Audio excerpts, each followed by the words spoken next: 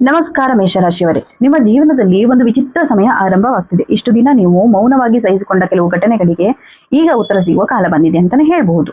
ನಿಮ್ಮ ಒಳ್ಳೆತನವನ್ನ ದುರ್ಬಲತೆ ಎಂದುಕೊಂಡವರು, ನಿಮ್ಮ ತಾಳ್ಮೆಯನ್ನ ಭಯ ಎಂದುಕೊಂಡವರು ಮತ್ತು ನಿಮ್ಮ ಮೌನವನ್ನ ಸೋಲು ಎಂದುಕೊಂಡವರು ಈಗ ಸತ್ಯದ ಮುಖಾಮುಖಿಯಾಗಲಿದ್ದಾರೆ. ಜುಲೈ 2026 ಕೇವಲ ಒಂದು ಹೊಸ ತಿಂಗಳಾಗಿ ಉಳಿದಿಲ್ಲ. ಇದು ನಿಮ್ಮ ಜೀವನದಲ್ಲಿ ನ್ಯಾಯ ಮತ್ತು ಪ್ರತಿಫಲದ ಚಕ್ರ ತಿರುಗಲು ಆರಂಭವಾಗುವ ಸಮಯ ಅಂತಾನೆ ಹೇಳ್ಬೋದು. ಈ ವಿಡಿಯೋವನ್ನ ಕೊನೆವರೆಗೂ ನೋಡಿ, ಯಾಕಂದ್ರೆ ಈ ಜುಲೈ ತಿಂಗಳಲ್ಲಿ ನಡೆಯಲಿರುವ ಕೆಲವು ಘಟನೆಗಳು ನಿಮ್ಮ ಜೀವನದ ಮುಂದಿನ ಹಲವು ವರ್ಷಗಳ ದಿಕ್ಕನ್ನ ನಿರ್ಧರಿಸುತ್ತವೆ. ವಿಶೇಷವಾಗಿ ವಿಡಿಯೋದ ಕೊನೆಯಲ್ಲಿ ನಾನು ಹೇಳಲಿರುವ 2 ವಿಶೇಷ ದೈವಿಕ ಮಾರ್ಗಗಳು ನಿಮ್ಮ ಜೀವನದಲ್ಲಿ ಉಂಟಾಗುವ ದೊಡ್ಡ ಕಂಟಕಗಳನ್ನು ಕಡಿಮೆ ಮಾಡುವ ಶಕ್ತಿಯನ್ನು ಹೊಂದಿವೆ. ಆದ್ರಿಂದ ಮಧ್ಯದಲ್ಲಿ ಸ್ಕಿಪ್ ಮಾಡಬೇಡಿ, ಸಂಪೂರ್ಣ ವಿಡಿಯೋ ನೀಡಿ.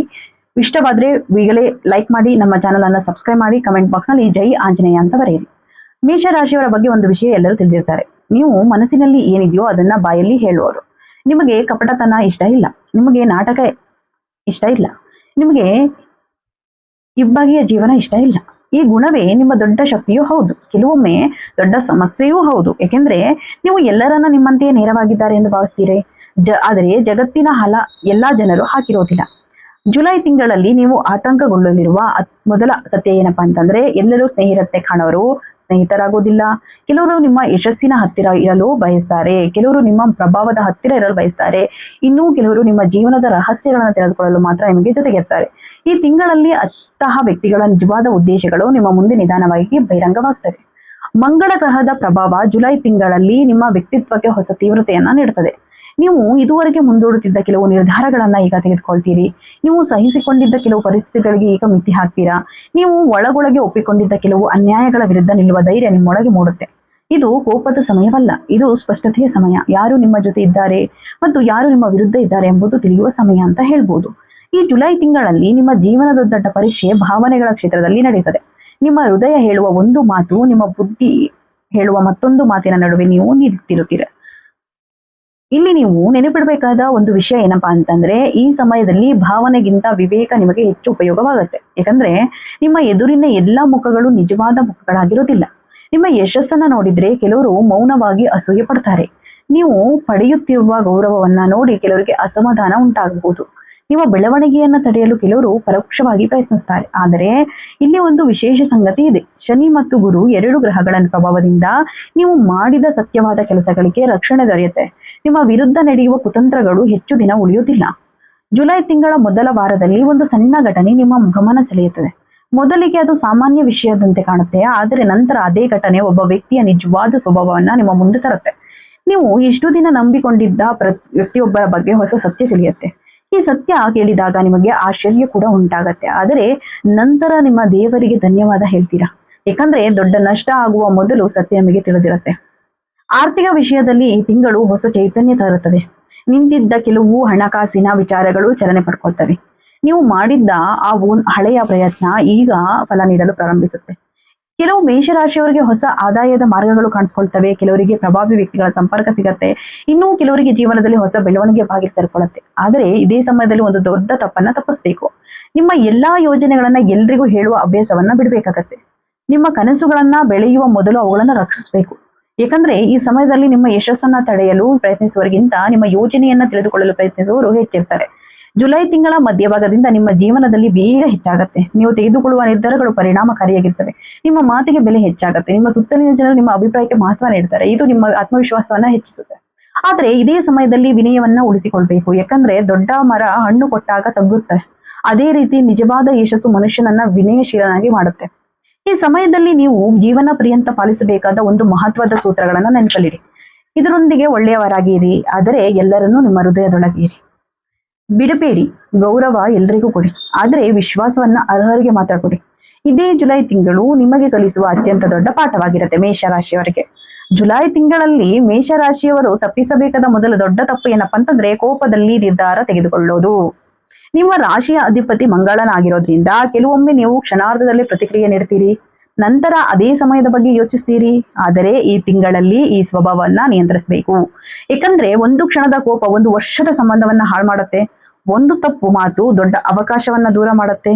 ಎರಡನೇ ತಪ್ಪು ಅಂದ್ರೆ ಎಲ್ಲರ ಸಮಸ್ಯೆಯನ್ನು ನಿಮ್ಮ ಸಮಸ್ಯೆಯಾಗಿ ಮಾಡ್ಕೊಳ್ಳೋದು. ನೀವು ಸಹಾಯ ಮಾಡುವ ಮನಸ್ಸಿನವರು, ಆದರೆ ಪ್ರತಿಯೊಬ್ಬರ ಭಾರವನ್ನ ನೀವು ಹೊರುವ ಅಗತ್ಯವಿಲ್ಲ. ಕೆಲವರು ನಿಮ್ಮ ಒಳ್ಳೆತನವನ್ನ ಉಪಯೋಗಿಸ್ಕೊಳ್ತಾರೆ.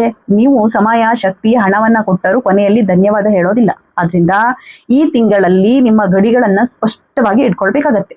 ಇನ್ನು ಮೂರನೇ ತಪ್ಪು ಎಂದರೆ ನಿಮ್ಮ ಸಾಮರ್ಥ್ಯವನ್ನ ಕಡಿಮೆ ಅಂತ ಅನ್ಕೊಳ್ಳೋದು. ನೀವು ಈಗಿರುವ ಸ್ಥಳಕ್ಕೆ ಬರಲು ಬಹಳ ಹೋರಾಟ ಮಾಡಿದ್ದೀರಾ. ಅನೇಕ ನಿರಾಸೆಗಳನ್ನ ಕಂಡಿದ್ದೀರಾ.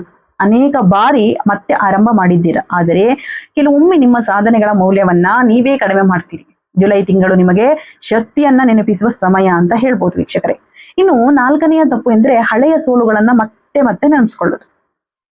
ಕೆಲವು ಘಟನೆಗಳು ನಿಮ್ಮ ಜೀವನದಲ್ಲಿ ಗಾಯಗಳನ್ನ ಬಿಟ್ಟಿರ್ತವೆ. ಕೆಲವು ಜನರು ಕೂಡ ನಿಮಗೆ ನೋವು ಕೊಟ್ಟಿರ್ತಾರೆ. ಆದ್ರೆ ಜುಲೈ ತಿಂಗಳು ಹಳೆಯ ಗಾಯಗಳನ್ನ ತೊರೆದು ನೋಡುವ ಸಮಯವಲ್ಲ. ಅಂದ್ರೆ ಅವುಗಳನ್ನ ತೆರೆದು ಓಪನ್ ಮಾಡಿ ನನ್ನ ಜೀವನದಲ್ಲಿ ಹಿಂಗಾಯ್ತು ಅನ್ನಂತ ನೋಡ್ಕೊಳ್ಳೋ ಸಮಯ ಅಲ್ಲ. ಹೊಸ ಅಧ್ಯಾಯವನ್ನ ಆರಂಭಿಸುವ ಸಮಯ. ನೀವು ಮುಂದಕ್ಕೆ ಸಾಗಿದಷ್ಟು ಹಳೆಯ ನೆರಳುಗಳು ಸ್ವತಃ ದೂರವಾಗ್ತವೆ. ಐದನೇ ತಪ್ಪು, ಹಣದ ವಿಷಯದಲ್ಲಿ ಅತಿಯಾದ ವಿಶ್ವಾಸ ಬೇಡ. ನಿಮ್ಮ ಬಳಿ ಇರುವ ಪ್ರತಿಯೊಂದು ಪ್ರಸ್ತಾಪ ಒಳ್ಳೆಯದು ಎಂಬುದು ಭಾವಿಸಬೇಡಿ. ಈ ಸಮಯದಲ್ಲಿ ಕೆಲವರು ಆಕರ್ಷಕ ಮಾತುಗಳ ಮೂಲಕ ನಿಮ್ಮ ಗಮನ ಸೆಳೆಯುತ್ತಾರೆ. ಕೆಲವು ದೊಡ್ಡ ಕನಸುಗಳನ್ನು ತೋರಿಸ್ತಾರೆ. ಆದರೆ ಯಾವುದೇ ನಿರ್ಧಾರ ತೆಗೆದುಕೊಳ್ಳುವ ಮೊದಲು ಸಂಪೂರ್ಣ ಮಾಹಿತಿ ತಿಳಿದುಕೊಳ್ಳಿ. ನಿಮ್ಮ ವಿವೇಕವನ್ನ ಬಳಸಿ. ಯಾರಾದ್ರೂ ದುಡ್ಡನ್ನ ಇಷ್ಟಾಗತ್ತೆ ಅಂದ್ರೆ ಅದಕ್ಕೆ ಇನ್ವೆಸ್ಟ್ ಮಾಡಬೇಡಿ. ಅಥವಾ ಯಾರಾದ್ರೂ ದುಡ್ಡು ಕೊಡು, ನೆಕ್ಸ್ಟ್ ಕೊಡ್ತೀನಿ, ಆಮೇಲೆ ಕೊಡ್ತೀನಿ ಅಂತ ಹೇಳಿದ್ರೆ ಅದನ್ನ ಕೊಡಕ್ ಹೋಗ್ಬೇಡಿ.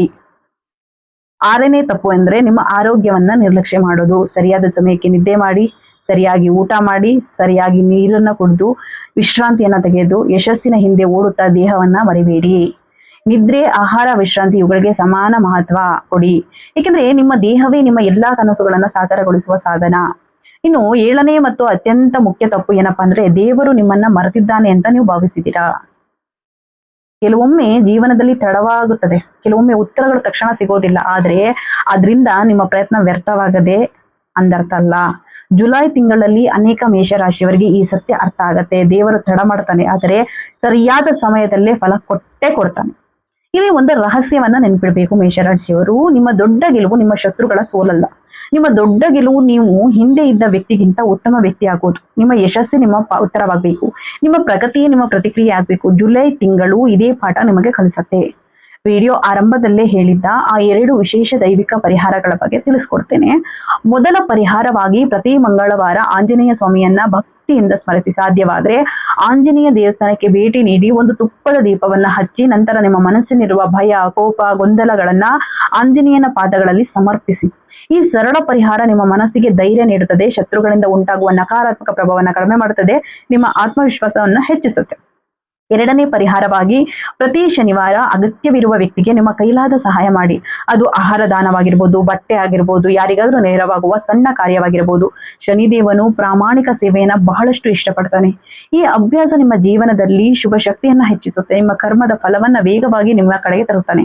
ಈ 2 ಪರಿಹಾರಗಳನ್ನ ಭಕ್ತಿಯಿಂದ ಮಾಡಿದ್ರೆ ಜುಲೈ ತಿಂಗಳಲ್ಲಿ ನಿಮ್ಮ ಸುತ್ತಲಿರುವ ಅನೇಕ ಕಂಟಗಳು ನಿಧಾನವಾಗಿ ಕಡಿಮೆ ಆಗ್ತವೆ. ಮನಸ್ಸಿನಲ್ಲಿ ನೆಮ್ಮದಿ ಹೆಚ್ಚಾಗತ್ತೆ. ಸರಿಯಾದ ಜನರು ನಿಮ್ಮ ಜೀವನಕ್ಕೆ ಬರ್ತಾರೆ. ತಪ್ಪು ಜನರು ಸ್ವತಃ ದೂರವಾಗ್ತಾರೆ.